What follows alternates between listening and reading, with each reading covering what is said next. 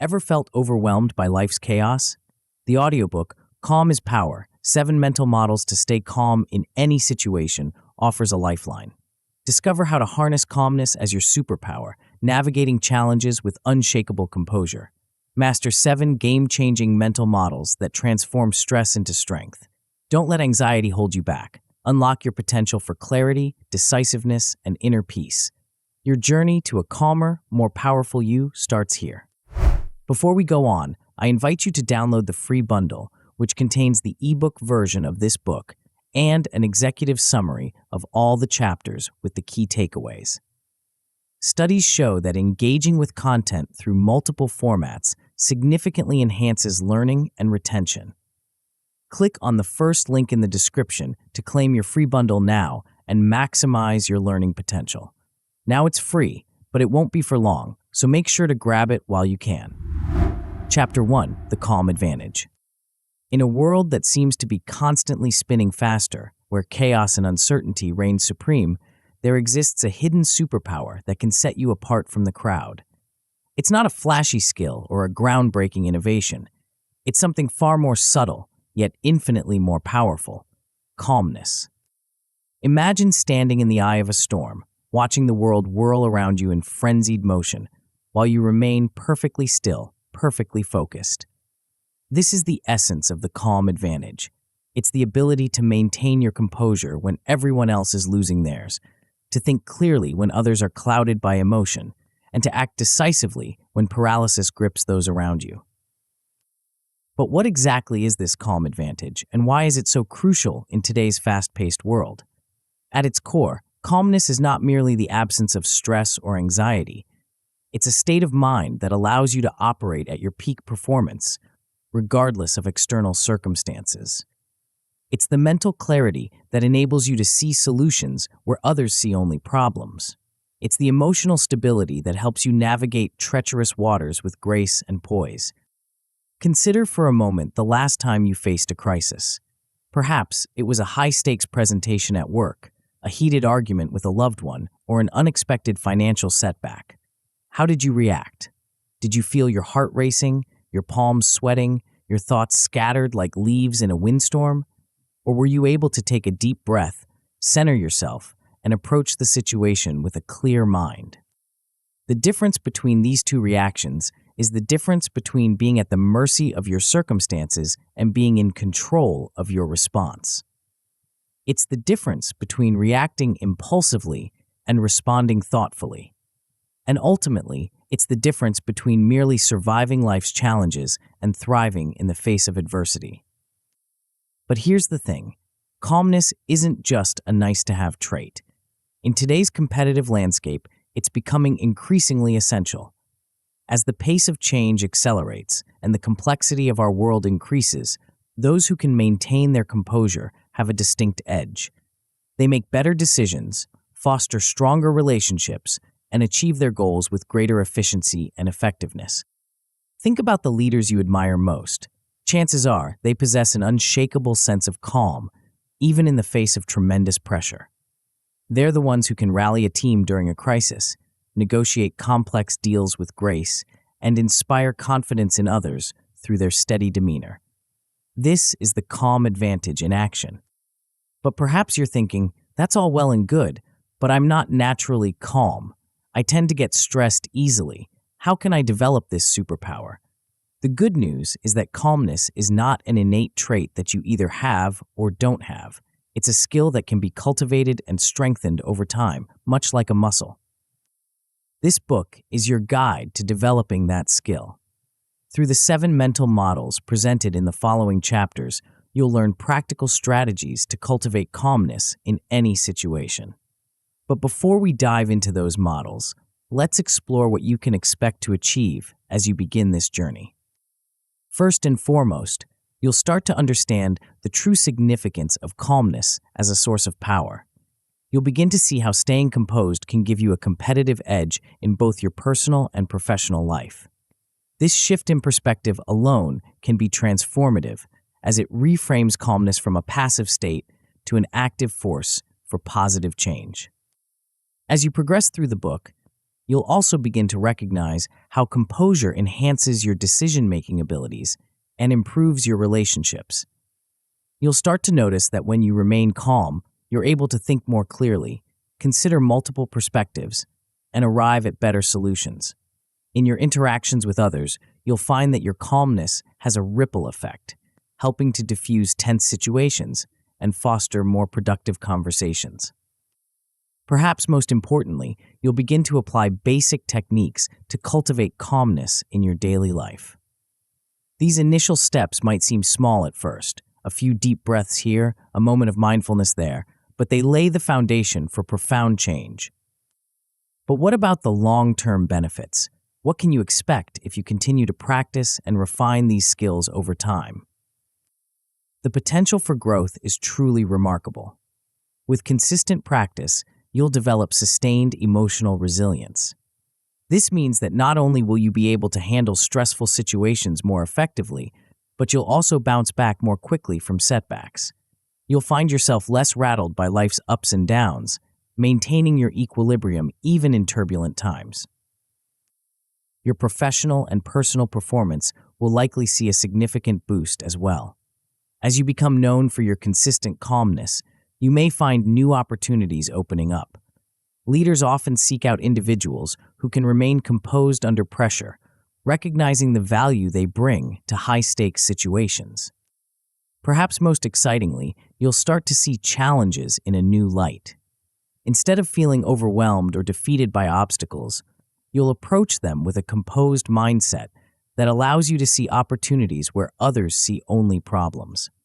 This shift can be truly transformative, turning potential setbacks into stepping stones for growth and success. Now, you might be wondering what's involved in this process. What are the most important steps you need to take to cultivate this calm advantage? The journey begins with embracing the mindset that calmness is indeed a strategic advantage. This shift in perspective is crucial as it moves calmness from a passive state to an active choice, a powerful tool you can wield to shape your life and your world. Next, you'll learn and apply the 7 mental models presented in this book. Each of these models offers a unique perspective and set of strategies for maintaining composure in different situations. From understanding what you can and cannot control to anticipating potential obstacles, these models provide a comprehensive toolkit for cultivating calmness. Finally, and perhaps most importantly, you'll need to commit to regular practice and self-reflection. Like any skill, calmness requires consistent effort to develop and maintain. This means not only applying the techniques you learn in moments of stress, but also reflecting on your progress and adjusting your approach as needed. You might be wondering why these steps are important and why they're presented in this particular order. The answer lies in the nature of personal growth and skill development. We start by establishing the foundation of calmness before diving into the specific mental models. This is crucial because without a clear understanding of why calmness is valuable, you may struggle to find the motivation to apply the techniques consistently. By recognizing calmness as a strategic advantage from the outset, you're more likely to commit to the process of developing this skill. Next, we build upon each mental model, enhancing your understanding and expanding your toolkit. This structured approach allows you to gradually incorporate new techniques into your life, rather than feeling overwhelmed by trying to change everything at once. Finally, by emphasizing the importance of consistent practice and self-reflection, we ensure that your journey towards greater calmness is sustainable in the long term. This isn't about a quick fix or a temporary change. It's about a fundamental shift in how you approach life's challenges. As we conclude this introductory chapter, I want you to take a moment to imagine what your life could look like if you truly mastered the art of staying calm. Picture yourself navigating high-pressure situations with ease, making clear-headed decisions when others are panicking, and inspiring confidence in those around you through your unwavering composure. This vision isn't just a fantasy, it's a real possibility, and the path to achieving it begins with the pages that follow. In the next chapter, we'll explore our first mental model, a powerful concept that will fundamentally change how you view the world and your place in it. This shift in perspective alone has the potential to dramatically reduce your stress and increase your sense of control. Are you ready to unlock the power of calm, to discover a new way of approaching life's challenges that will set you apart and propel you towards success? The journey begins now, and the calm advantage awaits. Before we continue, make sure to subscribe to Grow to the Top and activate notifications to receive more self-improvement tips that will supercharge your growth. And make sure to give this video a thumbs up and share it with your friends. It really helps the channel grow. Thank you for your support. Chapter 2, Circle of Control. Have you ever found yourself lying awake at night, your mind racing with worries about things you can't change? Perhaps you've spent hours fretting over the weather forecast for an important outdoor event, or agonizing over a decision that's entirely in someone else's hands. If this sounds familiar, you're not alone. Many of us expend vast amounts of mental and emotional energy on matters beyond our control, leaving us feeling drained, anxious, and powerless. But what if there was a way to redirect that energy? What if you could learn to focus your attention and efforts on the things you can actually influence while letting go of the rest? This is where the concept of the circle of control comes into play, a powerful mental model that can transform the way you approach life's challenges and maintain your calm in the face of uncertainty. At its core, the circle of control is about understanding the boundaries of your influence and making conscious choices about where to invest your energy. It's a deceptively simple idea, but one that can have profound implications for your peace of mind and overall effectiveness. Think of it as a set of concentric circles. At the center is your circle of control, the things you have direct power over. This includes your thoughts, your actions, your reactions, and your decisions. Moving outward, you have your circle of influence, things you can affect to some degree, but don't have complete control over. This might include your relationships, your work environment, or your community. Finally, there's the outermost circle, the circle of concern. This encompasses everything you care about but have little to no control over, such as the economy, the weather, or other people's opinions. The key to harnessing the power of this mental model lies in recognizing these distinctions and consciously choosing where to focus your attention and energy. By doing so, you can dramatically reduce your stress levels and increase your sense of personal empowerment. But why is this so important for staying calm? The answer lies in the nature of stress itself. When we worry about things we can't control, we're essentially setting ourselves up for frustration and anxiety. We expend valuable mental and emotional resources on scenarios and outcomes that we have no power to change. This not only leaves us feeling drained and overwhelmed, but it also distracts us from the areas where we could be making a real difference. By redirecting our focus to the things we can control, we eliminate a significant source of unnecessary worry. Instead of fretting over hypothetical scenarios or things beyond our reach, we can channel our energy into actionable items, things we can actually do something about. This shift in focus is incredibly empowering. It moves us from a position of helplessness to one of agency, where we're actively shaping our circumstances rather than being at their mercy. Moreover, this approach gives us greater control over our emotional responses. When we're clear about what we can and can't influence, we're less likely to be blindsided by unexpected events or overwhelmed by circumstances. We can respond to challenges with a clearer head and a calmer demeanor, knowing that we're focusing on the aspects of the situation that are within our power to change. But understanding the circle of control is more than just recognizing what you can and can't influence. It's about challenging our assumptions and misconceptions about control itself. Many of us operate under the illusion that we have more control over external events than we actually do. We might believe that if we worry enough, plan enough, or try hard enough, we can somehow bend the world to our will.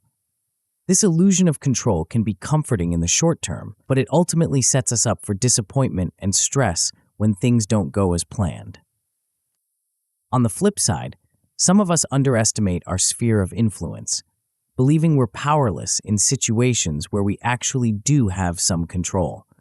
This can lead to a sense of learned helplessness, where we stop trying to improve our circumstances because we don't believe we can make a difference. The truth, as is often the case, lies somewhere in the middle. We have more control over our internal world, our thoughts, reactions, and decisions than we often realize. At the same time, we have less control over external events and other people's actions than we might like to believe. Recognizing this balance is key to applying the circle of control effectively. It's also important to understand the difference between control and influence. Control implies direct power over an outcome. If you do X, Y will happen. Influence, on the other hand, suggests that your actions can affect a situation, but don't determine it entirely. Many things fall into this category: your relationships, your career trajectory, your health. You can influence these areas through your choices and actions, but you don't have complete control over them. Understanding this distinction can be liberating. It allows you to let go of the pressure to control everything while still recognizing your ability to make a difference. You can focus on doing your best in the areas you can influence without becoming overly attached to specific outcomes. Now, let's delve into one of the most challenging aspects of this mental model: accepting what you cannot change. This is often easier said than done. Our natural instinct is to resist, to push back against circumstances we don't like or outcomes we didn't want. But paradoxically, true strength often lies in acceptance. Acceptance doesn't mean resignation or giving up. It's not about liking or approving of a situation. Rather, it's about acknowledging reality as it is, without wasting energy fighting against immutable facts. When we accept what we cannot change, we free up mental and emotional resources to deal effectively with the things we can influence. This kind of acceptance requires a shift in mindset. Instead of seeing acceptance as weakness, we need to recognize it as a form of strength. It takes courage to face reality head-on, to acknowledge our limitations, and to let go of our illusions of control. But in doing so, we gain a kind of power, the power to respond to life as it is, rather than as we wish it to be. There are several techniques that can help in letting go of the uncontrollable. One powerful approach is to practice mindfulness. Mindfulness involves paying attention to the present moment without judgment. When we're mindful, we're less likely to get caught up in worries about the future or regrets about the past, things we can't control. Instead, we're focused on the here and now, where our power to act and make choices resides. Another helpful technique is to regularly remind yourself of the question, can I do anything about this right now? If the answer is yes, then take action. If the answer is no, practice letting it go. This simple check can prevent us from ruminating on things beyond our control. It's also useful to cultivate a sense of perspective. Often, the things we worry about most are not as significant in the grand scheme of things as they seem in the moment. Asking yourself, will this matter in a year, in 5 years, can help you let go of minor concerns and focus on what's truly important. Now that we've explored the importance of accepting what we can't control, let's turn our attention to the flip side, focusing on actionable areas. This is where the real power of the circle of control lies. By identifying the aspects of your life and circumstances that you can influence, you can direct your energy where it will have the most impact. Start by identifying your sphere of influence. What are the areas in your life where your actions and decisions can make a difference? This might include your skills and knowledge, your relationships, your work performance, your health habits, or your personal growth. Once you've identified these areas, you can start setting priorities based on what you can control. This process of prioritization is crucial. We all have limited time and energy, so it's important to focus on the actions that will have the most significant impact. Ask yourself, what actions within my control will move me closest to my goals? What changes can I make that will have the most positive effect on my life and the lives of those around me? By focusing on these actionable areas, you shift from a reactive stance to a proactive one. Instead of waiting for circumstances to change or for others to solve your problems, you're taking charge of your own life. This proactive approach is empowering and can significantly reduce stress and anxiety. To help solidify these concepts, let's explore some practical exercises you can use to apply the circle of control in your daily life. One powerful tool is creating a control chart. Draw 3 concentric circles on a piece of paper. In the innermost circle, list the things you have direct control over. In the middle circle, list the things you can influence. In the outer circle, list your concerns that you can't control. This visual representation can help you clearly see where to focus your energy. Another helpful practice is daily reflection on control versus concern. At the end of each day, take a few minutes to review the things that worried or stressed you. For each item, ask yourself, was this within my control? If so, what action can I take? If not, can I let it go? This regular check-in can help you build the habit of focusing on what you can control. Meditation can also be a powerful tool for practicing acceptance. Set aside time each day for a brief meditation session. Focus on your breath, and when thoughts arise, particularly worries about things you can't control, practice observing them without judgment and letting them go.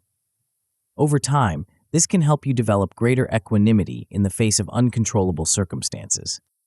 As you begin to apply these principles and practices, you'll likely start to notice some positive changes. At first, you might experience a reduction in anxiety and a clearer focus on your tasks and goals. This alone can be a significant improvement in your quality of life. As you continue to practice, you may find that your decision-making improves and your emotional balance becomes more stable. When you're not constantly reacting to every concern or worry that crosses your mind, you can approach decisions with a clearer head and a calmer demeanor. In the long term, consistent application of the circle of control can lead to enhanced overall well-being and a remarkable ability to navigate challenges calmly. You may find yourself less rattled by unexpected events, more confident in your ability to handle whatever life throws your way, and generally more at peace with yourself and the world around you. Of course, like any skill, mastering the circle of control takes time and practice. You may encounter some challenges along the way. One common difficulty is distinguishing between what you can control and what you can merely influence. The line isn't always clear, and it can be tempting to believe we have more control than we actually do. Another potential pitfall is resistance to accepting uncontrollable factors. Our egos often rebel against the idea that we're not in charge of everything in our lives. It can be uncomfortable to acknowledge our limitations. If you find yourself struggling with these issues, don't be discouraged. Remember that this is a process, and it's normal to face challenges along the way. Regularly revisiting and updating your control chart can help you maintain a clear perspective on what you can and can't influence. Seeking feedback from trusted friends or mentors can provide valuable outside perspective.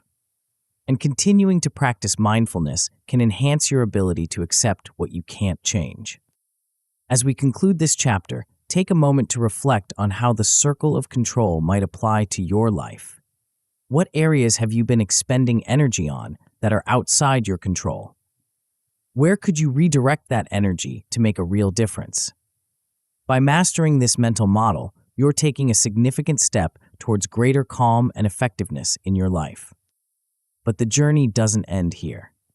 In the next chapter, we'll explore another powerful concept that builds on what you've learned about control. It's a principle that might just change the way you view every situation you encounter, transforming challenges into opportunities for growth and self-mastery.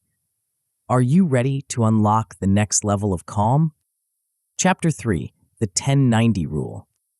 Life is a series of events, some planned, many unexpected. From minor inconveniences to major upheavals, we're constantly faced with situations that demand our attention and response. But have you ever stopped to consider how much of your life experience is shaped by these events themselves and how much is determined by your reaction to them? Imagine two individuals facing the exact same challenging situation. One becomes overwhelmed, stressed, and paralyzed by anxiety. The other remains calm, sees an opportunity for growth, and takes constructive action. Same event, vastly different outcomes. What accounts for this difference? This is where we encounter a powerful principle that can revolutionize the way you approach life's challenges and maintain your calm in the face of adversity. It's a concept that might seem counterintuitive at first, but once grasped, has the potential to transform your entire outlook on life. At its core, this principle suggests that the events of our lives, the things that happen to us, play a much smaller role in our overall experience than we might think. In fact, it proposes a specific ratio that might surprise you. But before we dive into the details, let's consider why this concept is so crucial for maintaining calm and composure. First and foremost, understanding and applying this principle empowers you to take control of your emotional responses. Instead of feeling at the mercy of external circumstances, you begin to recognize the immense power you hold in shaping your own experience. This shift in perspective alone can be incredibly liberating. Moreover, this concept helps reduce impulsive reactions that often lead to stress and regret. How many times have you said or done something in the heat of the moment, only to wish later that you had responded differently? By internalizing this principle, you create space between stimulus and response, allowing for more thoughtful and constructive reactions. Perhaps most importantly, mastering this concept enhances your ability to handle unexpected events gracefully. Life is full of surprises, not all of them pleasant. But when you understand the true source of your power in any situation, you're better equipped to navigate these unexpected twists and turns with poise and equanimity. So, what exactly is this powerful principle? It's called the 10-90 rule, and it posits that 10% of life is what happens to you, while 90% is how you react to it. Let that sink in for a moment. Only 10% of your life experience is determined by the events themselves, while a whopping 90% is shaped by your response to those events. This means that in any given situation, your reaction plays a far more significant role in determining the outcome than the actual event itself. At first glance, this might seem hard to believe. After all, we often feel at the mercy of external circumstances, especially when faced with significant challenges or setbacks. But upon closer examination, the truth of this principle becomes clear. Consider a common scenario: getting stuck in traffic. The event itself, the traffic jam, is beyond your control. That's the 10%. But how you choose to react to this situation, whether you become frustrated and angry or use the time productively to listen to an audiobook or practice mindfulness, that's the 90%. And it's this reaction that will largely determine your experience and mood for the rest of the day. The implications of this concept are profound. It suggests that we have far more control over our life experiences than we often realize. By focusing on our reactions, the 90% that we can control, rather than fixating on external events, the 10% that we can't, we can dramatically improve our quality of life and our ability to maintain calm in challenging situations. But why does this work? The psychology behind the 10-90 rule is rooted in cognitive behavioral theory. This approach recognizes that our thoughts and beliefs about a situation, our cognitive interpretation, influence our emotional and behavioral responses.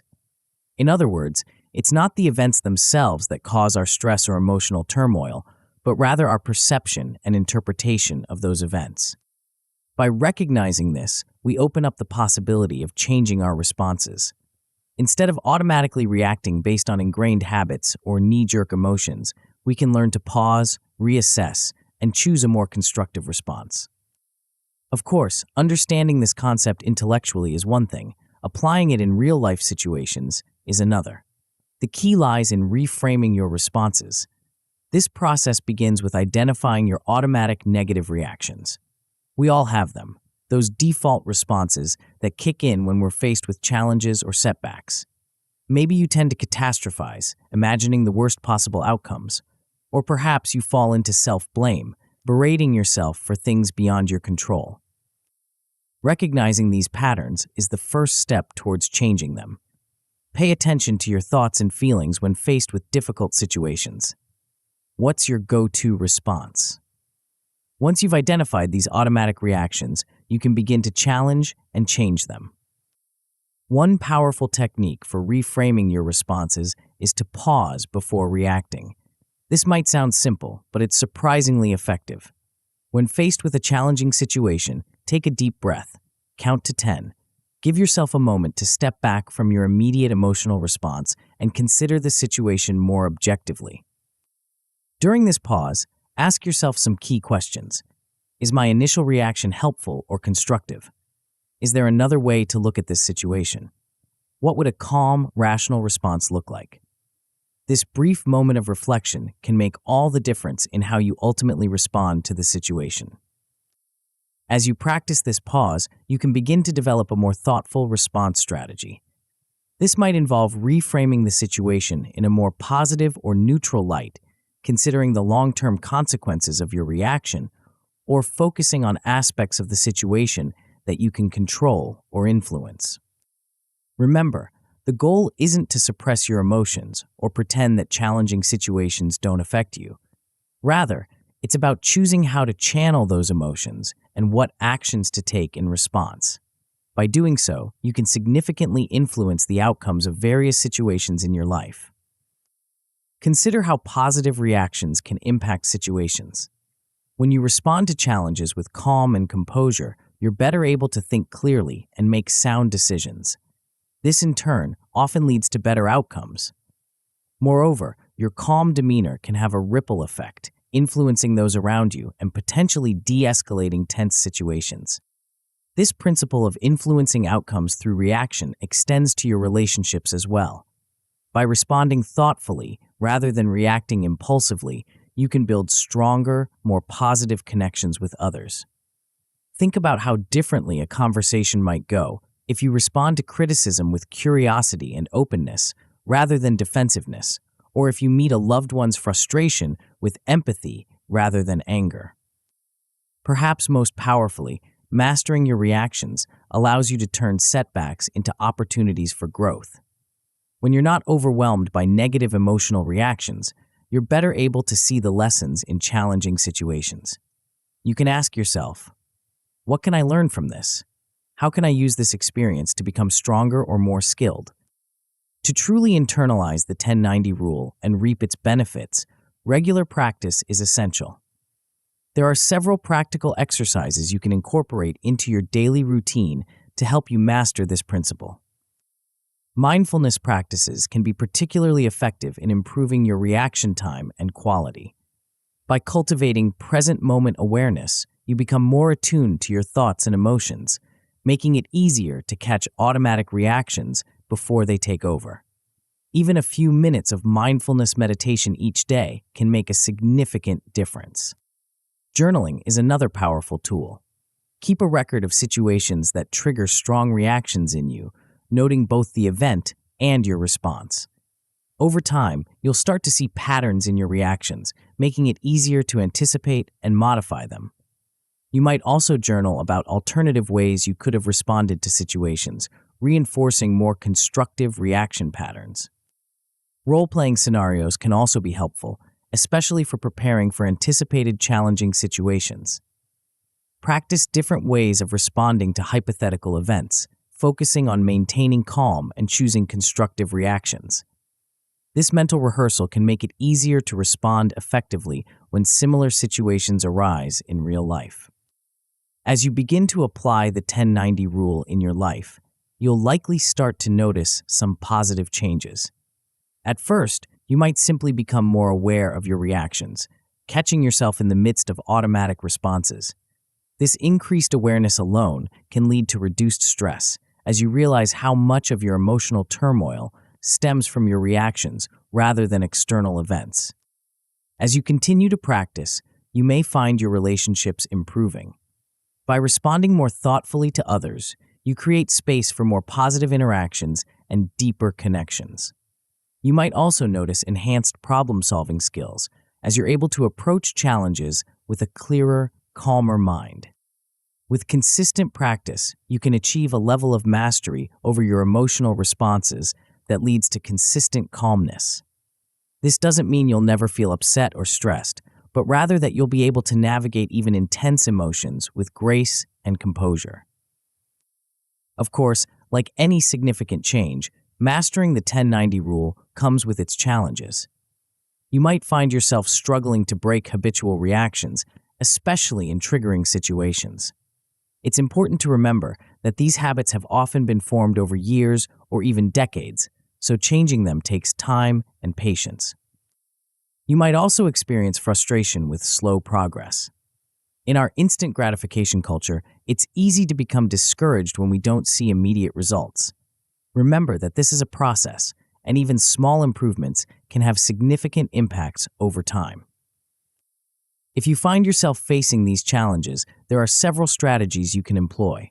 First and foremost, practice patience and self-compassion.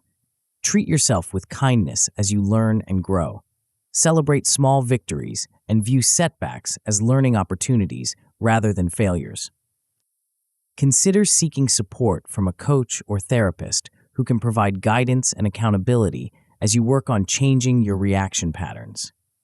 Having someone to talk through your challenges and successes with can be incredibly valuable. Finally, focus on consistent practice and reinforcement of new habits. The more you practice responding thoughtfully rather than reacting automatically, the more natural it will become. Over time, these new patterns will become your default, making it easier to maintain calm even in challenging situations. As we conclude this chapter, take a moment to reflect on the power you hold in shaping your life experiences. By mastering your reactions, the 90% you can control, you have the ability to transform challenges into opportunities, reduce stress, and maintain composure in the face of adversity. But our journey towards mastering calm is far from over. In the next chapter, we'll explore a powerful technique for breaking down complex problems and finding innovative solutions. It's an approach that has revolutionized industries and solved seemingly insurmountable challenges. Are you ready to discover how it can transform your ability to stay calm and composed even in the most perplexing situations? Chapter 4, First Principles. In a world of increasing complexity, where problems seem to grow more intricate by the day, wouldn't it be refreshing to have a method that could cut through the noise and get to the heart of any issue? Imagine having a mental tool that allows you to strip away layers of assumptions and conventional wisdom, revealing the fundamental truths at the core of any challenge. This tool exists, and it's been used by some of the greatest thinkers and innovators throughout history to solve seemingly insurmountable problems and maintain their composure in the face of overwhelming complexity. But what exactly is this powerful approach? At its core, it's a way of thinking that encourages us to question everything we think we know and to build our understanding from the ground up. It's an approach that can transform the way we view problems, leading to innovative solutions and a calmer, more rational state of mind. Before we dive into the specifics of this method, let's consider why it's so crucial for maintaining calm in our increasingly complex world. When faced with intricate problems or overwhelming situations, it's easy to feel lost in a sea of details and conflicting information. This sense of being overwhelmed can lead to stress, anxiety, and a feeling of helplessness, hardly the ideal state for clear thinking and effective problem solving. This is where our method comes into play. By providing a way to simplify complexities, it prevents that sense of overwhelm from taking hold. Instead of getting bogged down in a multitude of details, you learn to focus on the essential elements of any problem. This simplification process alone can bring a sense of relief and clarity, allowing you to approach challenges with a calmer, more focused mind. Moreover, this approach promotes clear and logical thinking. Rather than relying on preconceived notions or jumping to conclusions, you learn to build your understanding step by step based on verifiable facts and fundamental truths. This logical progression not only leads to better solutions, but also instills a sense of confidence and control, further contributing to a state of calm. Perhaps most excitingly, this method of thinking encourages innovation and effective problem solving. By freeing yourself from the constraints of conventional wisdom and habitual thought patterns, you open up new possibilities for creative solutions.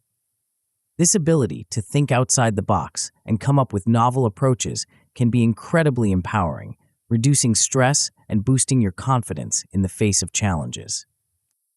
So, what is this powerful method we've been alluding to?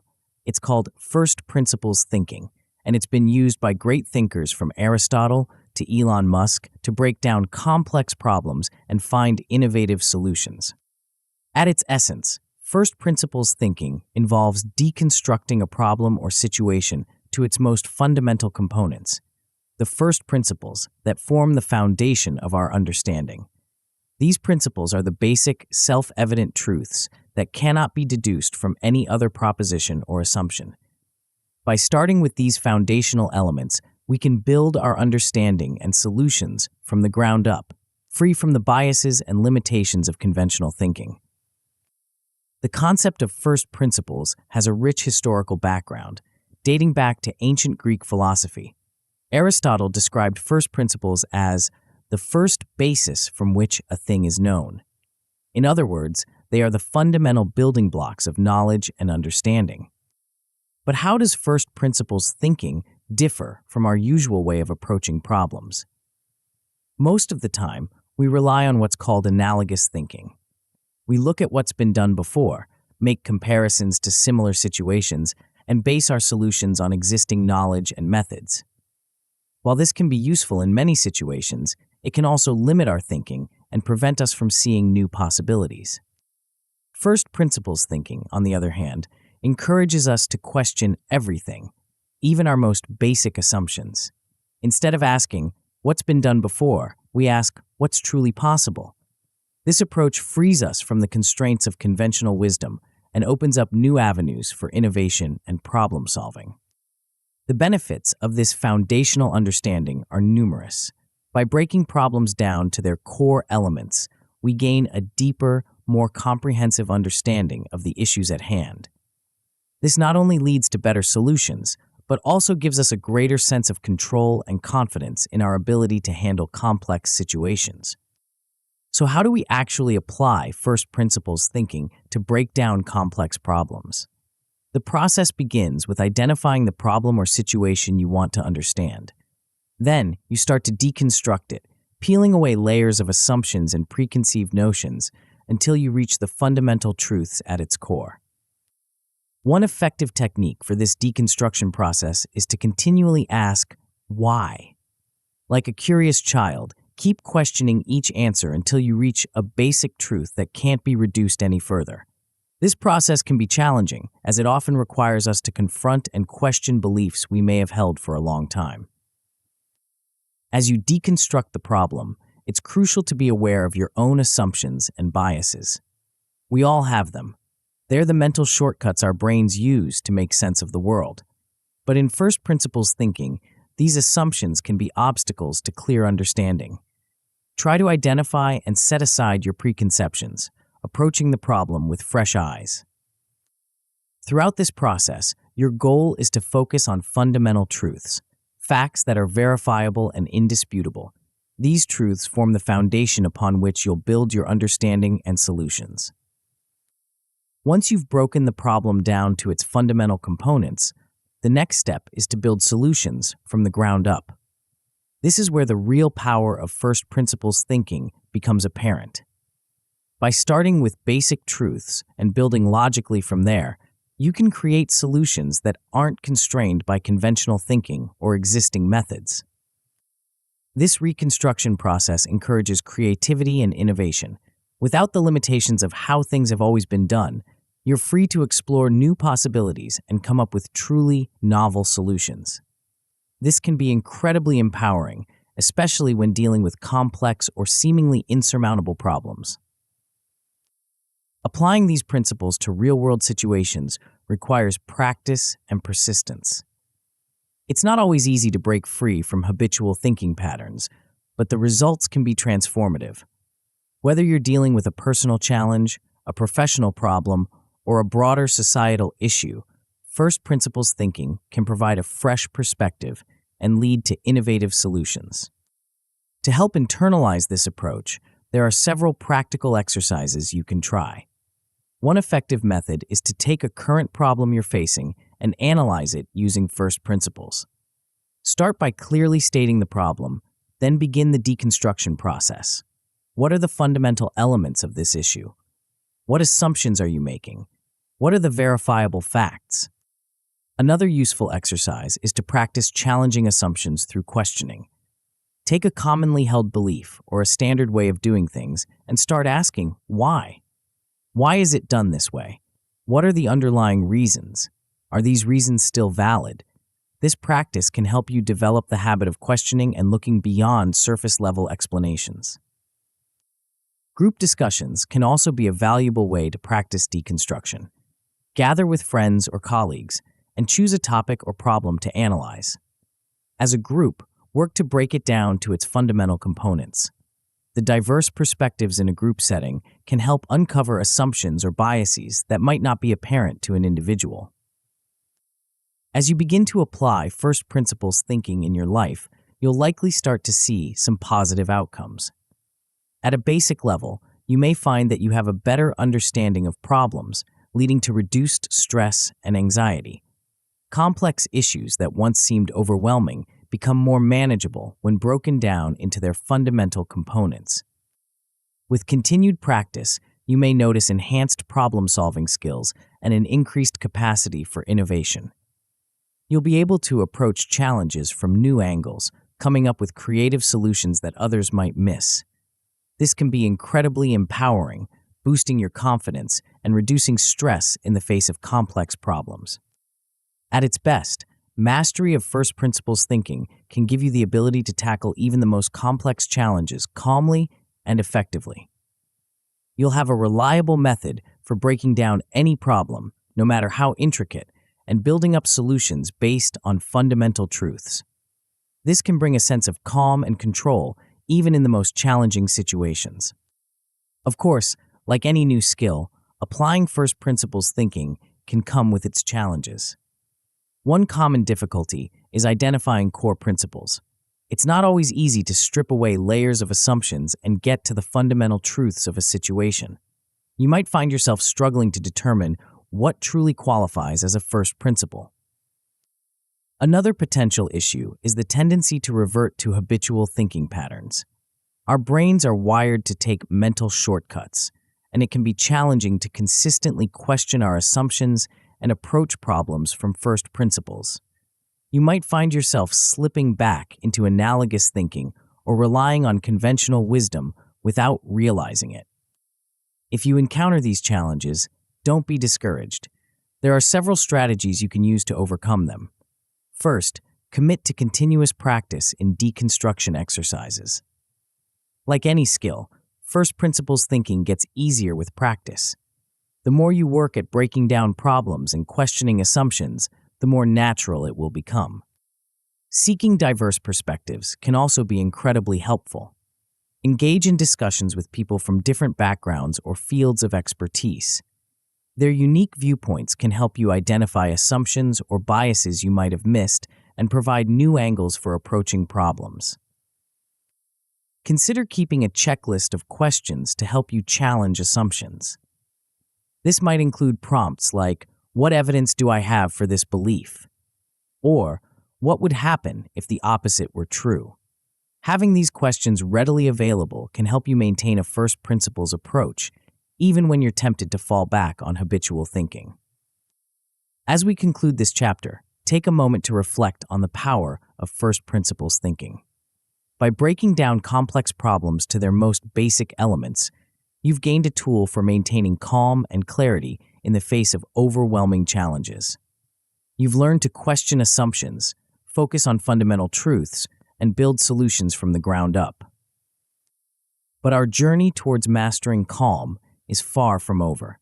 In the next chapter, we'll explore a dynamic framework that can revolutionize your decision-making process, especially in high-pressure situations. It's an approach that's been used by fighter pilots and business leaders alike to stay calm and effective in rapidly changing environments. Are you ready to discover how this powerful tool can enhance your ability to navigate life's most challenging moments with composure and precision? Chapter 5, the OODA loop.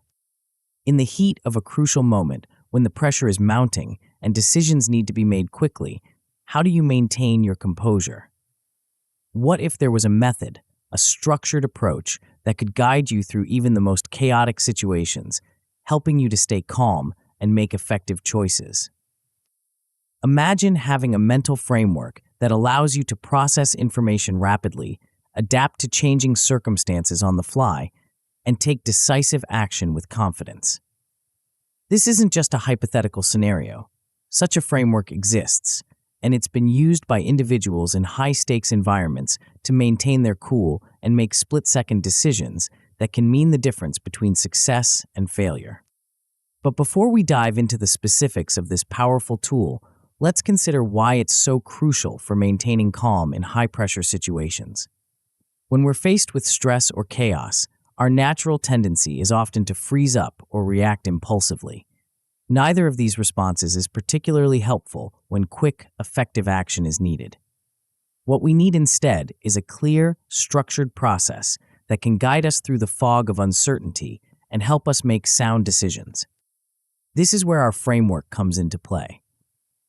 By providing a clear process to follow, even in the midst of chaos, it prevents that paralyzing sense of overwhelm from taking hold. Instead of getting lost in a sea of information and possibilities, you have a roadmap to follow, a series of steps that can help you navigate even the most complex situations. Moreover, this approach enhances your decision-making speed and accuracy. In high-pressure situations, the ability to make good decisions quickly can be invaluable. By following a structured process, you can cut through the noise and focus on what's truly important, leading to faster and more effective choices. Perhaps most importantly, this framework reduces stress by focusing on actionable steps. Rather than getting caught up in worry or indecision, you're constantly moving forward, taking concrete actions based on the information at hand. This sense of progress and control can be incredibly calming, even in the face of significant challenges. So what is this powerful framework we've been alluding to? It's called the OODA loop, and it's been used by everyone from fighter pilots to business leaders to navigate complex, rapidly changing environments with calm and precision.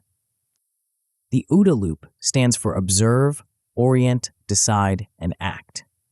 It's a cyclical process that guides you through gathering information, interpreting that information in context, making a decision based on your analysis, and then taking action. But it's more than just a simple checklist. It's a dynamic, flexible approach that allows you to adapt quickly to changing circumstances. The origins of the OODA loop can be traced back to Colonel John Boyd, a United States Air Force fighter pilot and military strategist. Boyd developed this concept based on his experiences in aerial combat, where the ability to process information and make decisions faster than your opponent could mean the difference between life and death. However, the principles of the OODA loop have proven to be widely applicable beyond the military context, offering a valuable framework for decision-making in any high-pressure or rapidly changing environment. What sets the OODA loop apart from other decision-making frameworks is its emphasis on speed and adaptability.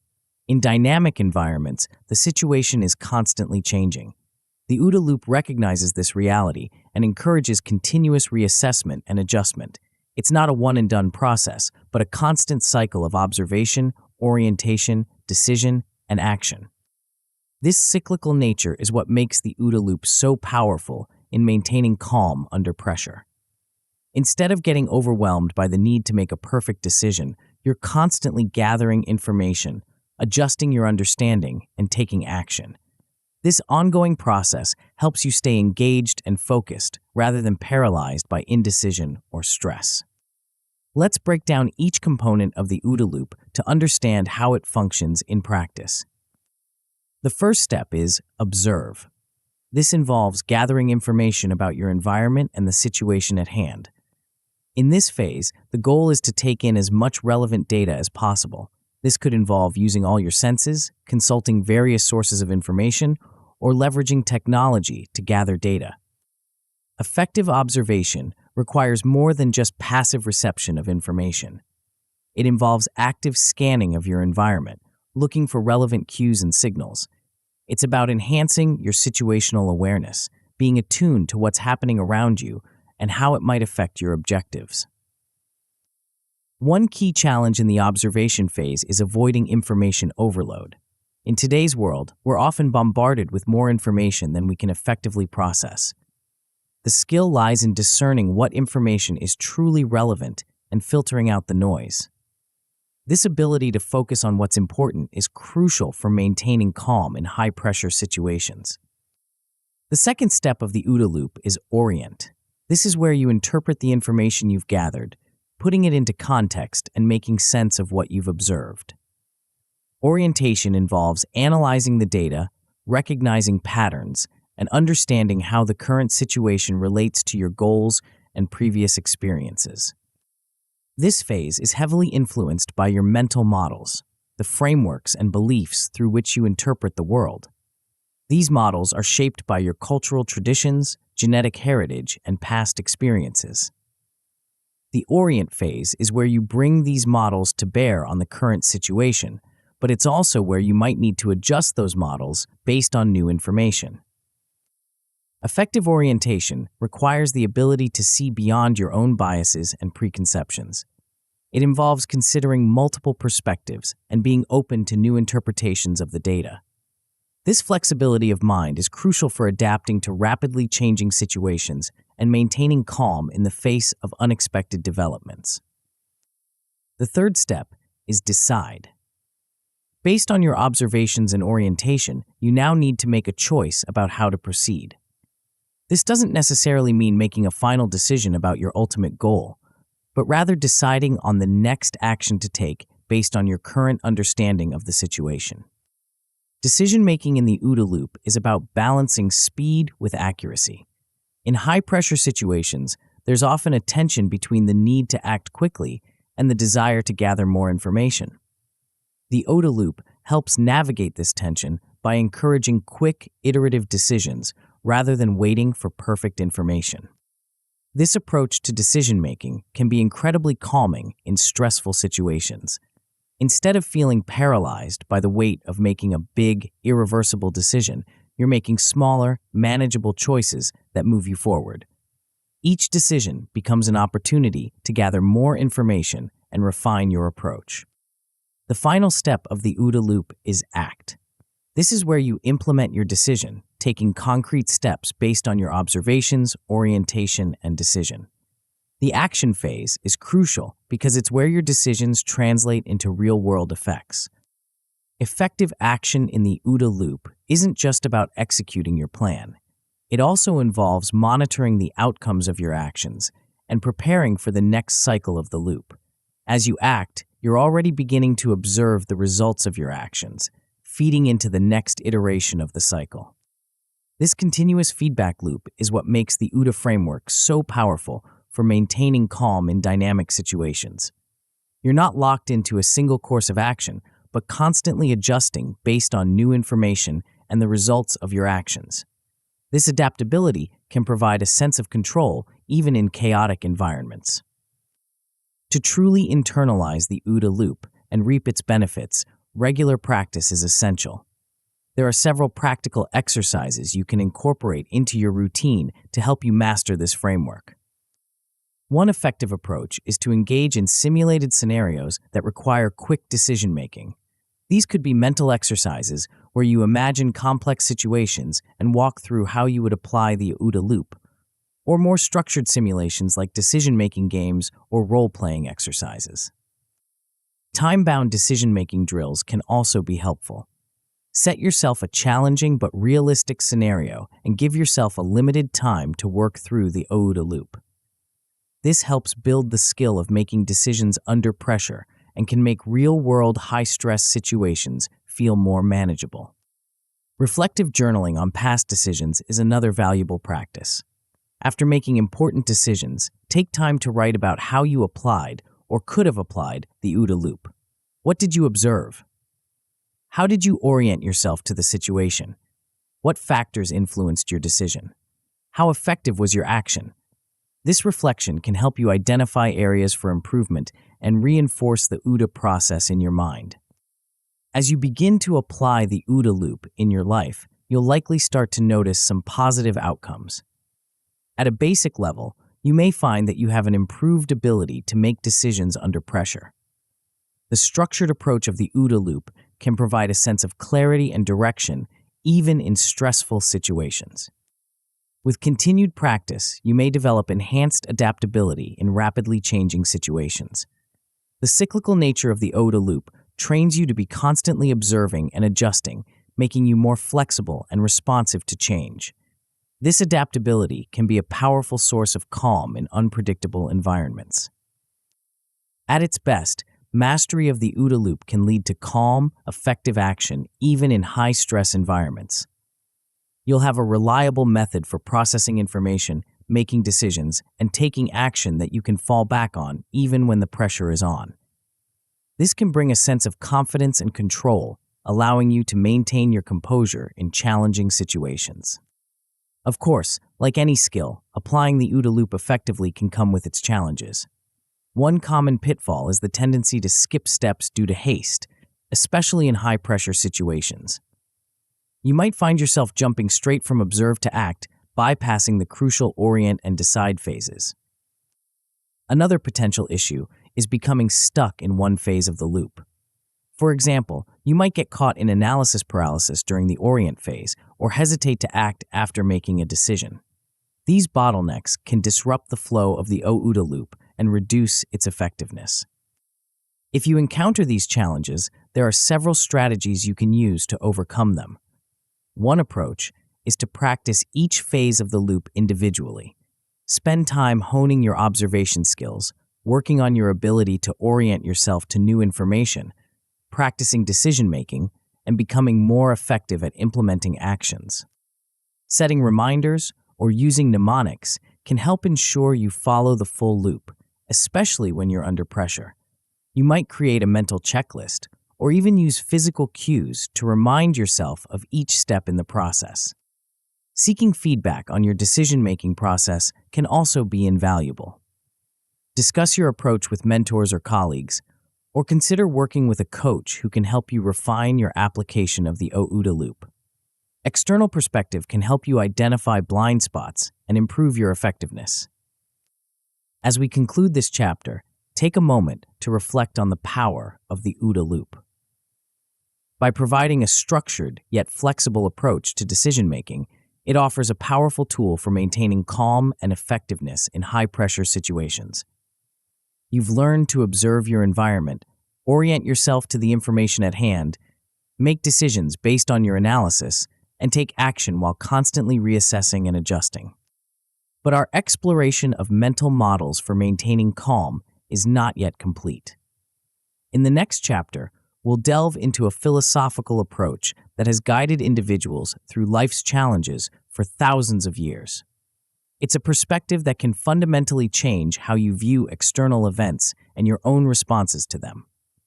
Are you prepared to discover how this ancient wisdom can revolutionize your ability to maintain composure in the face of life's ups and downs? Chapter 6: Stoic Control.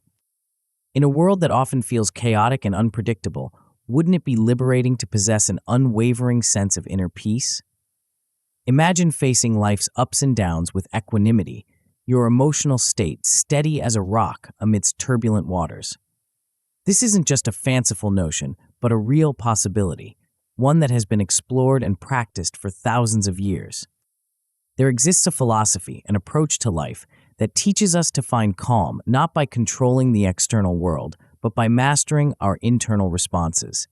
It's a perspective that radically shifts our focus, empowering us to find tranquility even in the most challenging circumstances. But what exactly is this ancient wisdom, and how can it help us in our modern lives? Before we delve into the specifics, let's consider why this approach is so crucial for maintaining calm in our often tumultuous world. At its core, this philosophy builds emotional resilience against external pressures. Instead of being buffeted about by every change in circumstance, you develop an inner strength that allows you to weather life's storms with grace and composure.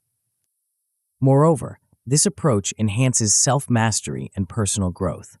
By turning our attention inward and focusing on what we can truly control, we embark on a journey of self-discovery and improvement. We learn to shape our character, refine our thoughts, and align our actions with our deepest values. Perhaps most powerfully, this philosophy promotes inner peace regardless of circumstances. It teaches us that true tranquility doesn't depend on external conditions being just right, but on our ability to maintain our equilibrium no matter what life throws our way. This inner calm becomes a source of strength and stability, allowing us to navigate life's challenges with poise and clarity. So, what is this powerful philosophy we've been alluding to? It's called Stoicism, and its principles have guided individuals through life's challenges for over 2,000 years. But don't let the ancient origins fool you. The teachings of Stoicism are as relevant and applicable today as they were in ancient Greece and Rome. At its heart, Stoicism is about understanding what is within our control and what isn't. The Stoics taught that while we can't control external events, we have absolute control over our own thoughts, judgments, and actions. This distinction is crucial, as it shifts our focus from trying to manipulate the outside world to mastering our internal responses. One of the key Stoic teachings is the importance of virtue. The Stoics believed that living a life of virtue, embodying wisdom, justice, courage, and self-control, was the path to true happiness and tranquility. They argued that external circumstances, whether good or bad, were ultimately indifferent to our well-being. What mattered was how we chose to respond to these circumstances. This focus on virtue and inner character, rather than external success or failure, is profoundly liberating. It means that our peace of mind isn't at the mercy of outside forces, but is something we can cultivate through our own choices and actions. Another central principle of Stoicism is the role of wisdom in guiding our perceptions and actions. The Stoics emphasized the importance of seeing things as they truly are, stripped of our emotional reactions and preconceptions. This clear-sighted wisdom allows us to respond to situations rationally and effectively, rather than being driven by knee-jerk emotional reactions. You might be wondering how these ancient philosophical principles apply to our modern lives. The truth is, the core teachings of Stoicism are remarkably relevant to the challenges we face today. In a world of constant connectivity, information overload, and rapid change, the Stoic emphasis on focusing on what we can control and letting go of the rest is more valuable than ever.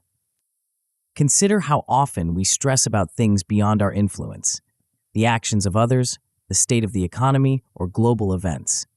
Stoicism reminds us that while we can't control these external factors, we can control our responses to them. This shift in focus from the external to the internal can be incredibly empowering and stress-reducing. One of the most powerful aspects of Stoic philosophy is its emphasis on differentiating between what is external and what is internal. This distinction is crucial for maintaining calm and equanimity in the face of life's challenges. But how do we actually make this distinction in practice? The first step is identifying what is truly within your control. The Stoics argued that the only things we have complete control over are our own thoughts, judgments, and actions. Everything else, other people's behavior, external events, outcomes, is ultimately outside our control. This might seem like a limited sphere of influence, but when you really consider it, it's immensely powerful. Your thoughts shape your perceptions of the world. Your judgments determine how you interpret events and situations, and your actions are how you engage with the world and influence your circumstances. Understanding the impact of perception is another crucial aspect of Stoic thought. The Stoics taught that it's not events themselves that cause us distress, but our judgments about those events. As the Stoic philosopher Epictetus famously said, "It's not things that upset us, but our judgments about things." This insight is profoundly liberating. It means that by changing our perceptions and judgments, we can change our emotional responses to events. We're not at the mercy of external circumstances, but have the power to shape our experience through our interpretations. Of course, one of the most challenging aspects of this philosophy is letting go of attachment to outcomes. We often tie our happiness or sense of success to specific results, getting a particular job, achieving a certain status, or having events unfold in a particular way. The Stoics argued that this attachment to outcomes is a recipe for anxiety and disappointment. Instead, they advocated focusing on our own actions and intentions. We can't control whether we get the job, but we can control how well we prepare and how we conduct ourselves in the interview. We can't control whether others recognize our efforts, but we can control the effort we put in and our own sense of integrity. This detachment from outcomes doesn't mean not caring or not trying. On the contrary, it allows us to engage fully with life without being paralyzed by anxiety about results. It's about doing our best and then accepting whatever happens with equanimity. So how do we actually cultivate this inner peace that Stoicism promises? One of the most powerful practices is self-reflection. The Stoics emphasized the importance of regularly examining our thoughts, judgments, and actions. This might involve setting aside time each day to review your responses to events, considering whether your actions aligned with your values, and identifying areas for improvement. Embracing mindfulness and presence is another key practice. By focusing on the present moment, we can step out of our habitual patterns of worry about the future or regret about the past. This present-focused awareness allows us to engage more fully with life as it is, rather than as we wish it to be. Developing emotional intelligence is also crucial. This involves becoming more aware of our emotions, understanding their sources, and learning to respond to them in healthy ways. The Stoics didn't advocate suppressing emotions, but rather understanding them and not being ruled by them. To help internalize these Stoic principles, there are several practical exercises you can incorporate into your daily routine. One powerful practice is daily Stoic meditation. This might involve starting each day by reflecting on a Stoic teaching or quote, considering how you can apply it to your life. Journaling is another valuable tool. Take time each day to write about your thoughts and reactions to events. Examine your judgments and perceptions, considering whether they're serving you well or causing unnecessary distress. This practice can help you become more aware of your thought patterns and more intentional in your responses. Implementing virtue in your actions is perhaps the most important practice. This involves consciously choosing to act with wisdom, justice, courage, and self-control in your daily life. It might mean speaking up for what's right, even when it's difficult, or showing patience and understanding in challenging situations. As you begin to apply these Stoic principles in your life, you'll likely start to notice some positive changes. At a basic level, you may experience increased emotional stability and reduced reactivity. You'll find yourself less easily ruffled by external events, able to maintain your composure even in challenging situations. With continued practice, you may develop stronger self-control and a greater sense of personal integrity. You'll be more aligned with your values, making choices based on your principles rather than being swayed by external pressures or fleeting emotions. At its best, mastery of Stoic principles can lead to a lasting state of tranquility and resilience. This doesn't mean you'll never experience negative emotions or face challenges. Rather, it means you'll have the tools to navigate life's ups and downs with grace and equanimity, maintaining your inner peace regardless of external circumstances. Of course, like any significant change in perspective, adopting Stoic principles can come with its challenges. One common difficulty is detaching from external events. We're often deeply invested in outcomes, and it can be hard to let go of the idea that we can control everything in our lives. Another potential pitfall is misinterpreting Stoicism as suppression of emotions. Some people mistakenly believe that being Stoic means not feeling or expressing emotions. In reality, Stoicism is about understanding our emotions and responding to them wisely, not suppressing them. If you encounter these challenges, there are several strategies you can use to overcome them. Regular practice of acceptance exercises can help you become more comfortable with letting go of control. This might involve consciously acknowledging what you can't change and focusing your energy on what you can influence. Seeking guidance from Stoic literature or mentors can also be invaluable. The writings of ancient Stoics, like Marcus Aurelius, Epictetus, and Seneca, offer a wealth of wisdom and practical advice. Modern books and resources on Stoicism can also provide helpful insights and exercises. Remember that the goal is to balance emotional awareness with rational control. It's not about becoming emotionless, but about responding to emotions in a wise and measured way. This balance takes time and practice to achieve, so be patient with yourself as you learn and grow. As we conclude this chapter, take a moment to reflect on the power of Stoic control. By focusing on what you can truly influence, your thoughts, judgments, and actions, you've gained a powerful tool for maintaining calm and equanimity in the face of life's challenges. You've learned to differentiate between external events and internal responses, to cultivate inner peace through self-reflection and mindfulness, and to align your actions with timeless virtues. But our journey towards mastering calm is not yet complete. In the next chapter, we'll explore a principle that can fundamentally change how you view the ebb and flow of life's experiences. It's a concept that offers a fresh perspective on both triumphs and setbacks, providing a steady anchor in the midst of life's constant changes. Are you ready to discover how this powerful idea can further enhance your ability to maintain composure no matter what life throws your way? Chapter 7. Reversion to Mean. Life is a roller coaster of experiences, isn't it? One moment you're riding high on success, the next you're plummeting into the depths of despair. These extreme situations and intense emotions can be overwhelming, leaving us feeling out of control and struggling to maintain our composure. But what if there was a way to view these ups and downs through a different lens? A perspective that could help you stay calm and centered, even in the face of life's most tumultuous moments. Imagine having a secret weapon, a mental model that allows you to see beyond the immediate intensity of any situation and understand its place in the greater context of your life. This isn't about ignoring your emotions or dismissing the significance of events.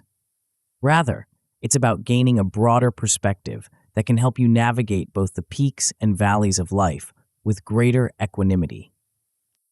But before we dive into the specifics of this powerful concept, let's consider why it's so crucial for maintaining calm in our often turbulent lives. At its core, this principle helps us maintain perspective during extreme situations. When we're in the midst of a crisis or experiencing intense emotions, it's easy to lose sight of the bigger picture. We might feel like things will never improve, or conversely, that our success will last forever. This mental model provides a reality check, reminding us that most situations, no matter how extreme, tend to normalize over time. Moreover, this approach reduces anxiety by helping us understand the temporary nature of most events. When we're going through a difficult period, it can feel endless. The same is true for periods of great success. We might fear that it could all come crashing down at any moment. By recognizing that both positive and negative extremes tend to be temporary, we can alleviate much of the anxiety that comes with trying to cling to or avoid these states. Perhaps most importantly, this principle encourages patience and long-term thinking. In a world that often demands instant gratification and quick fixes, the ability to take a longer view can be incredibly calming. It allows us to ride out the storms of life with greater ease, knowing that calmer waters likely lie ahead. So, what is this powerful principle we've been alluding to? It's called reversion to the mean, and understanding it can transform the way you view and respond to life's ups and downs. At its core, reversion to the mean is a statistical concept that suggests that extreme events or outcomes tend to be followed by more moderate ones. In other words, things that deviate significantly from the average tend to return to that average over time. But don't let the statistical nature of this principle fool you. Its applications to our daily lives and emotional well-being are profound. Think about it in terms of your own experiences. Have you ever noticed how periods of intense stress or difficulty are often followed by calmer times? or how a streak of incredible luck or success is usually balanced out by more ordinary experiences. This isn't just coincidence, it's reversion to the mean in action. This principle applies to a wide range of phenomena in life. From the stock market to sports performance, from weather patterns to personal achievements, the tendency for extremes to balance out over time is a recurring theme. Understanding this can provide a powerful perspective shift when we're caught up in the intensity of the moment. But how does this principle actually help us stay calm? The key lies in how it shapes our perception of current events and future possibilities. When we're experiencing something extremely positive or negative, it's natural to assume that this is the new normal. We might think, this is just how things are now. Reversion to the mean reminds us that this probably isn't the case. During difficult times, this principle offers hope. It reminds us that the current struggle, no matter how intense, is likely temporary. Things will probably get better, not because of some magical intervention, but simply because extreme situations tend not to last. This knowledge alone can be incredibly calming, helping us to endure challenges with greater resilience. Conversely, during times of great success or happiness, reversion to the mean keeps us grounded. It reminds us not to become complacent or to assume that things will always be this good. This isn't about being pessimistic, but about maintaining a realistic perspective that can help us navigate the inevitable ups and downs of life with greater equanimity. One of the most powerful aspects of understanding reversion to the mean is how it helps us maintain perspective during both the highs and lows of life. When we're riding high on success or happiness, it's easy to get caught up in the euphoria and lose sight of the bigger picture. We might start to believe that we're invincible, that our success will last forever. Similarly, when we're in the depths of difficulty or despair, it can feel like we'll never climb out. Reversion to the mean offers a valuable reality check in both these situations. It reminds us that neither extreme is likely to be permanent. This understanding can help us avoid overreaction in both positive and negative circumstances. During times of success, this principle encourages us to enjoy the moment while also preparing for potential future challenges. It's not about dampening our joy, but about maintaining a balanced perspective that can help us navigate the inevitable fluctuations of life more smoothly. In difficult times, reversion to the mean offers hope and encourages patience. It reminds us that this too shall pass, not just as a platitude, but as a statistical likelihood. This can be incredibly calming, helping us to endure challenges with greater resilience and composure. Embracing impermanence is another key aspect of this principle. In many Eastern philosophies, the concept of impermanence is central to achieving peace of mind. Reversion to the mean offers a practical, data-driven approach to this same idea. By recognizing that both positive and negative extremes are likely to be temporary, we can learn to hold our experiences more lightly without grasping or aversion. This doesn't mean becoming detached or unemotional. Rather, it's about experiencing our emotions fully while also maintaining an awareness of their transient nature. This balance can help us navigate life's ups and downs with greater equanimity and calm. One of the most practical applications of reversion to the mean is in predicting and preparing for normalization. While we can't predict the future with certainty, understanding this principle can help us anticipate potential changes and adjustments. For example, if you're experiencing a period of unusual success or happiness, reversion to the mean suggests that things might become more ordinary in the future. This isn't about being pessimistic, but about being prepared. It encourages us to enjoy the good times while also building resilience for potential future challenges. Similarly, during difficult periods, this principle reminds us that improvement is likely. This can help us maintain hope and motivation, even when things seem bleakest. It encourages us to hang on, to keep putting one foot in front of the other, knowing that statistically, things are likely to improve. Building resilience through adaptability is another key benefit of understanding reversion to the mean. When we recognize that life is full of fluctuations, we can focus on developing the skills to adapt to these changes rather than trying to maintain a constant state.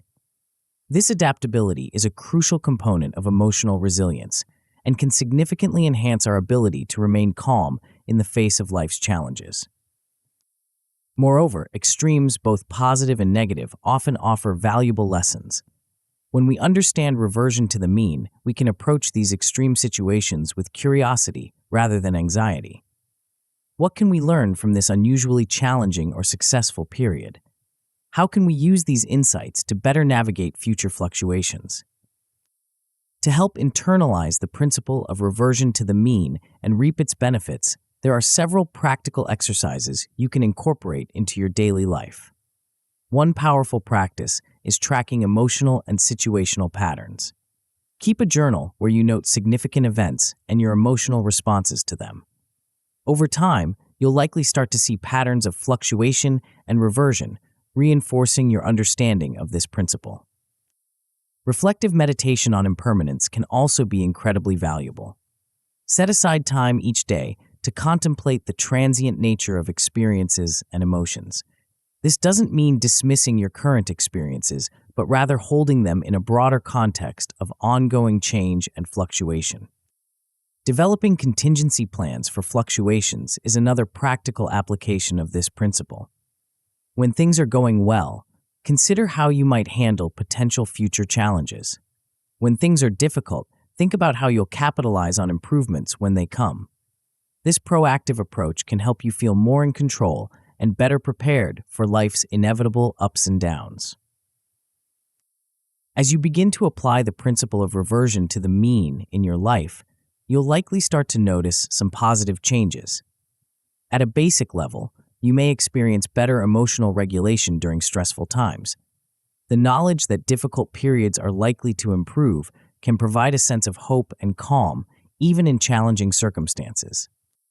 With continued practice, you may develop enhanced patience and strategic planning skills. Understanding the cyclical nature of many life experiences allows you to take a longer view, making decisions based on broader patterns rather than immediate circumstances. At its best, mastery of this principle can lead to the ability to remain calm and effective regardless of circumstances. You'll be able to ride the waves of life's ups and downs with greater ease, maintaining your equilibrium even in the face of extreme events or emotions. Of course, like any powerful tool, the principle of reversion to the mean can be misused if not properly understood. One potential pitfall is ignoring persistent problems under the assumption that they'll automatically improve. While many extreme situations do tend to normalize over time, some issues require active intervention. Another risk is becoming complacent during positive periods, assuming that success will continue indefinitely without effort. This can lead to missed opportunities and lack of preparation for potential future challenges. If you find yourself facing these challenges, there are strategies you can use to overcome them. One key approach is learning to differentiate between temporary fluctuations and ongoing issues. This involves careful observation and analysis of patterns over time, rather than assuming every situation will automatically revert to the mean. Maintaining proactive habits, even during good times, is another important strategy. Continue to set goals, work hard, and prepare for potential challenges, even when things are going well. This balanced approach can help you make the most of positive periods while also building resilience for the future. Regular assessment of situations and responses is crucial. Periodically step back and evaluate your circumstances and your reactions to them. Are you maintaining a balanced perspective? Are you preparing appropriately for potential changes? This ongoing self-reflection can help you apply the principle of reversion to the mean more effectively in your life. As we conclude this chapter, take a moment to reflect on the power of understanding reversion to the mean. By recognizing that extreme situations and emotions tend to normalize over time, you've gained a valuable tool for maintaining calm and perspective in the face of life's ups and downs. You've learned to view both successes and challenges in a broader context, to prepare for fluctuations, and to approach life with greater patience and equanimity. But our exploration of mental models for maintaining calm is not yet complete. In the next chapter, we'll delve into a powerful technique that can transform the way you approach problems and make decisions. It's a method that encourages you to think differently, to challenge your assumptions, and to find innovative solutions. Are you ready to discover how this unique perspective can further enhance your ability to stay calm and composed, even in the most perplexing situations? Chapter 8: Inversion Thinking. Have you ever found yourself blindsided by a problem you never saw coming? Or perhaps you've been caught off guard by a situation that seemed to unravel all your carefully laid plans. In our quest for success and happiness, we often focus solely on what we want to achieve, overlooking the potential pitfalls that could derail our progress. But what if there was a way to anticipate these obstacles before they arise, allowing you to navigate life's challenges with greater ease and composure? Imagine having a mental tool that enables you to foresee potential problems, giving you the power to prevent them or prepare for them in advance. This isn't about becoming a pessimist or always expecting the worst. Rather, it's about developing a more comprehensive understanding of any situation, allowing you to approach life's challenges with greater confidence and calm.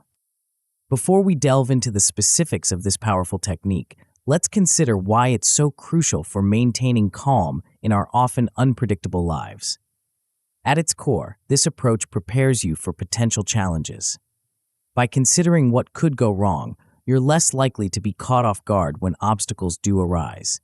This preparedness can significantly reduce the stress and anxiety that often come with unexpected problems. Moreover, this method reduces surprises and reactive stress. When you've already considered potential pitfalls, you're less likely to react impulsively or emotionally when faced with challenges. Instead, you can respond calmly and deliberately, drawing on the strategies you've already developed. Perhaps most importantly, this approach enhances strategic planning and foresight. By systematically considering potential obstacles, you develop a more comprehensive understanding of any situation or goal. This broader perspective allows you to create more robust plans and strategies, increasing your chances of success and maintaining your composure along the way. So, what is this powerful technique we've been alluding to?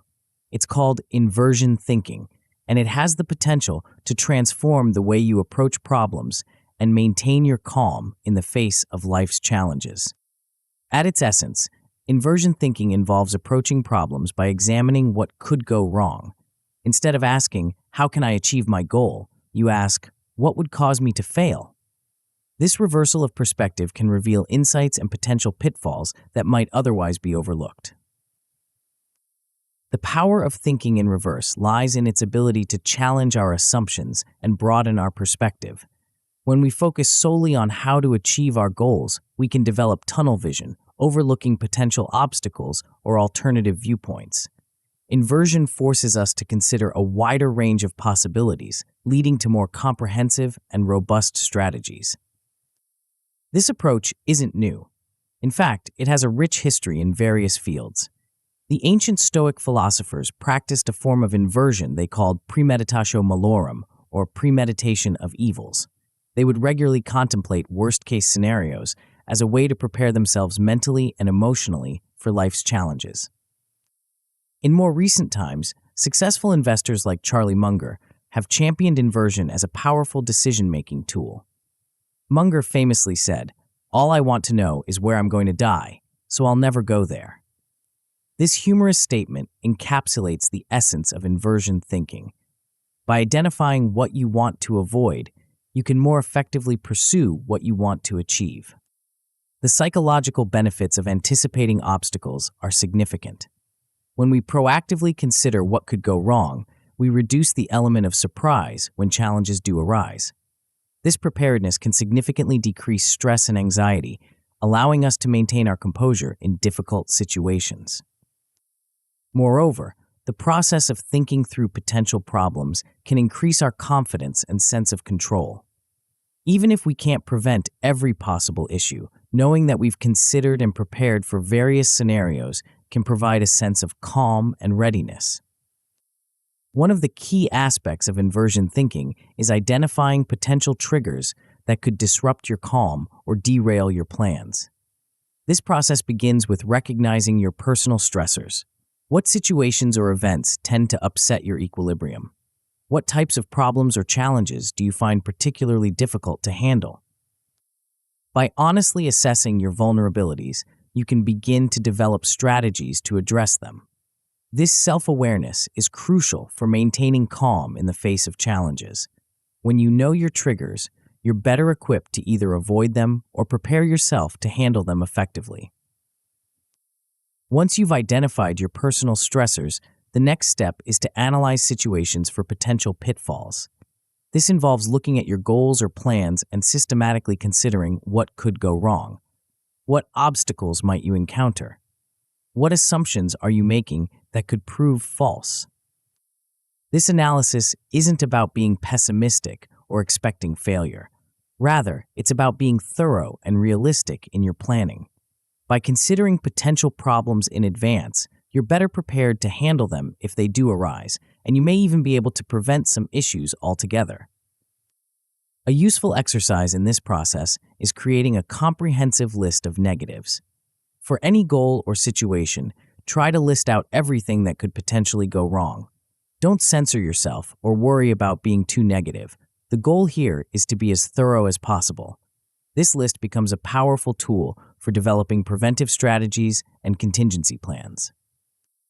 Once you've identified potential problems, the next step is to develop strategies to prevent these issues before they arise. This proactive approach is at the heart of inversion thinking and is key to maintaining calm in the face of challenges. Developing contingency strategies is an important part of this process. For each potential problem you've identified, consider what you could do to either prevent it or mitigate its impact if it does occur. These contingency plans act as a safety net, giving you a sense of preparedness and control that can help maintain your calm even in difficult situations. Implementing safeguards and boundaries is another crucial aspect of problem prevention. Based on your analysis of potential pitfalls, what measures can you put in place to protect yourself or your goals? These might be personal boundaries to maintain your emotional well-being, or practical safeguards to prevent common issues in your work or projects. Perhaps most importantly, inversion thinking helps shift your mindset from reactive to proactive. Instead of waiting for problems to occur and then scrambling to address them, you're constantly anticipating and preparing for potential challenges. This proactive stance can significantly reduce stress and help you maintain your composure, even in the face of unexpected difficulties. To truly internalize inversion thinking and reap its benefits, regular practice is essential. There are several practical exercises you can incorporate into your routine to help you master this approach. One effective method is conducting inversion brainstorming sessions. Set aside time regularly to consider your goals or current situations from an inverted perspective. Ask yourself, what would cause this to fail, or what's the worst that could happen? Let your mind explore these negative possibilities freely, then use the insights gained to strengthen your plans and strategies. Scenario planning for worst-case situations is another valuable exercise. For important goals or decisions, take time to imagine and plan for the worst possible outcomes. What would you do if everything went wrong? How would you recover? This type of planning not only prepares you for potential setbacks, but also often reveals that even the worst-case scenarios are manageable, which can be incredibly calming. Regular review and update of potential obstacles is crucial. Our circumstances and goals are constantly evolving, and so too are the potential challenges we might face. Make it a habit to periodically reassess your situation, looking for new potential pitfalls and updating your strategies accordingly. As you begin to apply inversion thinking in your life, you'll likely start to notice some positive outcomes. At a basic level, you may experience fewer unexpected challenges and reduce stress. By anticipating potential problems, you're less likely to be caught off guard, and you'll have strategies in place to handle issues when they do arise. With continued practice, you may develop enhanced problem-solving and strategic abilities. Inversion thinking encourages a more thorough and nuanced understanding of any situation, which can lead to more effective strategies and solutions. You'll likely find yourself better equipped to handle complex challenges and make sound decisions. At its best, mastery of inversion thinking can lead to consistent calmness through mastery of foresight. When you're habitually considering potential obstacles and preparing for them, you develop a sense of readiness and control that can help you maintain your composure in even the most challenging situations. Of course, like any powerful tool, inversion thinking can be misused if not applied correctly. One potential pitfall is becoming overly negative or anxious about potential problems. While it's important to consider what could go wrong, dwelling excessively on negative possibilities can lead to unnecessary stress and anxiety. Another risk is falling into analysis paralysis due to overthinking. In an attempt to anticipate every possible problem, you might find yourself unable to make decisions or take action. This excessive caution can be just as detrimental as not considering potential obstacles at all. If you find yourself facing these challenges, there are strategies you can use to overcome them. One key approach is balancing inversion thinking with positive visualization. While it's important to consider potential problems, it's equally important to envision success and focus on your goals. Strive for a balanced perspective that acknowledges potential challenges while still maintaining optimism and motivation. Setting time limits for planning sessions can help prevent overthinking. Give yourself a specific amount of time to consider potential problems and develop strategies, then move on to action. Remember, the goal of inversion thinking is to enhance your ability to achieve your goals, not to paralyze you with worry. Focus on developing actionable strategies rather than dwelling on negatives. For each potential problem you identify, make sure you're also coming up with concrete steps you can take to prevent or address it. This action-oriented approach can help keep inversion thinking productive and empowering rather than anxiety-inducing. As we conclude this chapter, take a moment to reflect on the power of inversion thinking. By considering the opposite of your desired outcome and anticipating potential obstacles, you've gained a valuable tool for maintaining calm and composure in the face of life's challenges. You've learned to proactively identify triggers, develop preventive strategies, and approach problems with greater foresight and preparedness. But our journey towards mastering calm is not yet complete. In the final chapter, we'll explore how to bring together all the mental models and strategies we've discussed, creating a personalized approach to cultivating lasting calm and resilience. Are you ready to discover how to integrate these powerful tools into your daily life, transforming your ability to navigate life's ups and downs with grace and equanimity? Chapter 9, The Calm Commitment. As we reach the final chapter of our journey together, take a moment to reflect on how far you've come. You've explored powerful mental models and strategies that have the potential to transform your life, equipping you with the tools to maintain calm and composure in the face of life's challenges. But the true power of what you've learned lies not just in understanding these concepts, but in fully embracing them and integrating them into your daily life. This is where the real magic happens.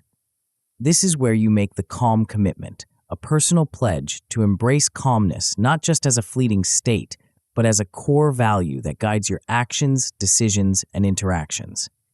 It's a commitment to yourself, to your growth, and to the positive impact you can have on the world around you. Let's start by recognizing the personal growth you've already achieved. Through your engagement with the concepts in this book, you've likely already experienced shifts in your thinking and behavior. Perhaps you found yourself responding more thoughtfully to stressful situations, or maybe you've noticed an increased ability to maintain perspective during challenging times. These changes, however small they might seem, are significant. They represent the first steps on your journey towards a calmer, more centered life. But the journey doesn't end here. In fact, it's just beginning. The skills and insights you've gained are powerful tools, and like any tools, they become more effective with practice and application. As you continue to leverage these newfound skills for future challenges, you'll find that your ability to maintain calm and composure grows stronger and more instinctive. One of the most profound shifts you may experience is embracing calmness, not just as a state of being, but as a source of strength. In a world that often equates strength with aggression or intensity, true calmness can seem passive or weak, but nothing could be further from the truth. The calm you cultivate is a dynamic, powerful force, a wellspring of clarity, resilience, and effectiveness that can serve you in every aspect of your life. Consider how this newfound calmness can transform your relationships.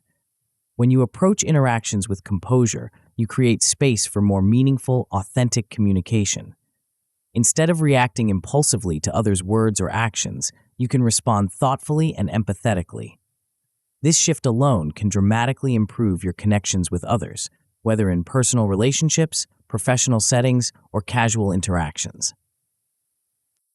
Moreover, your calm demeanor can have a ripple effect, positively influencing those around you. Have you ever noticed how being in the presence of a truly calm person can make you feel more at ease? As you embody calmness more consistently, you'll likely find that you have a similar effect on others. Your composure can be a stabilizing force in tense situations, a source of reassurance during uncertain times, and an inspiration for others to cultivate their own inner peace. But the benefits of your calm commitment extend far beyond improved relationships. Consider what you'll now be able to achieve with this newfound composure. Complex problems that might once have seemed overwhelming can now be approached with confidence and clarity.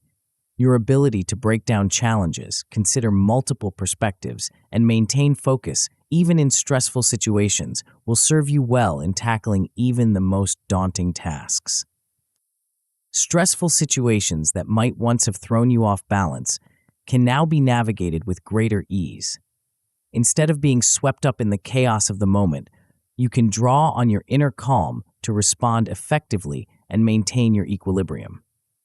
This doesn't mean you won't feel stress or pressure, but you'll have the tools to manage these feelings and prevent them from overwhelming you.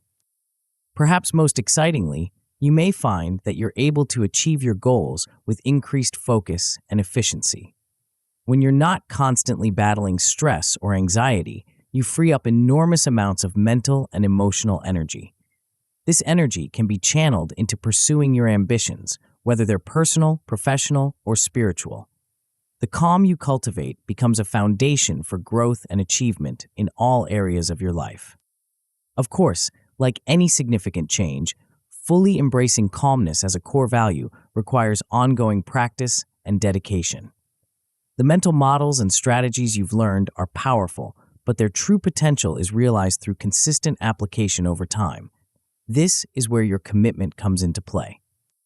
Consider setting long-term personal development plans that incorporate these practices. This might involve daily meditation or reflection, regular journaling to track your progress, or scheduled times to review and apply specific mental models to current challenges in your life. The key is to make these practices a regular part of your routine, integrating them into your daily life in a way that feels natural and sustainable. As you continue to practice, you may find that you experience greater benefits with less conscious effort over time. What once required deliberate thought and focus may become second nature. The calm you cultivate becomes less of a state you have to work to achieve and more of a fundamental aspect of who you are. Integrating these mental models into your daily life is crucial for long-term success. Consider creating routines that reinforce calmness. This might involve starting your day with a few minutes of mindfulness practice, taking regular breaks throughout the day to check in with yourself, or ending each day with a period of reflection on how you applied the principles of calmness. Utilize tools and resources to support your ongoing practice. This might include meditation apps, journaling prompts, or reminders on your phone to pause and center yourself throughout the day. Find what works for you and make it a consistent part of your routine. Don't forget to track your progress and celebrate your milestones along the way. Notice how your responses to challenging situations evolve over time. Acknowledge the moments when you're able to maintain calm in circumstances that might once have rattled you. These celebrations, however small, can provide motivation and reinforcement for your continued practice. Of course, maintaining consistency in any new practice can be challenging. You may encounter obstacles along the way, old habits that resurface, unexpected stressors that throw you off balance, or simply the day-to-day demands of life that make it difficult to prioritize your calm practice. When you face these challenges, remember that they're a normal part of the growth process. Identify potential obstacles in advance and develop strategies to overcome them. This might involve setting reminders, creating accountability systems with friends or mentors, or finding ways to make your practice more enjoyable and rewarding. Maintain your motivation by regularly reminding yourself of why this commitment to calmness is important to you. Connect with the deeper values and aspirations that drive your desire for a calmer, more centered life. When you're aligned with your core values, maintaining consistency becomes easier and more natural. As you continue on this journey, take time to reflect on the transformative impact that embracing calmness has on your life. Notice how your interactions with others change, how your approach to challenges evolves, and how your overall sense of well-being improves. This reflection can be a powerful motivator for continuing your practice. Your transformation can also serve as an inspiration to others. As you embody calmness more fully, you may find that people in your life become curious about your approach. Without preaching or pushing, you can share your experiences and insights, potentially inspiring others to embark on their own journeys towards greater calm and composure. Ultimately, the calm commitment is about more than just managing stress or improving your productivity. It's about fundamentally transforming your relationship with yourself, with others, and with the world around you. It's about cultivating a deep, abiding sense of peace that allows you to navigate life's ups and downs with grace and equanimity. As we conclude this book, I invite you to make your own calm commitment. Pledge to yourself that you will prioritize calmness, not as a fleeting state to be achieved, but as a core value to be lived. Commit to ongoing growth and learning, to patience with yourself as you practice, and to sharing the benefits of your calmness with the world around you. Remember, the journey towards lasting calm is not a destination to be reached, but a path to be walked daily. Each step you take, each moment of mindfulness, each challenge met with composure is a victory. You have within you the power to transform not only your own life, but to be a force for peace and clarity in the world around you. Your calm commitment is a gift to yourself and to the world. Embrace it fully, practice it diligently, and watch as it unfolds into a life of greater peace, purpose, and possibility. But maintaining calm is just the first step. To truly thrive, you need to pair your newfound serenity with sharp, critical thinking skills. Imagine facing life's toughest challenges not just with composure, but with razor-sharp clarity and unshakable decision-making prowess. There's a way to elevate your calm mindset to new heights of effectiveness. Curious about how? The answer lies in mastering the art of critical thinking in difficult situations. To continue your journey of personal growth and unlock the full potential of your calm mindset, dive into the audiobook, Stay Calm, Think Smart, The Art of Critical Thinking in Difficult Situations. Tap the center of the video now to continue your transformation journey.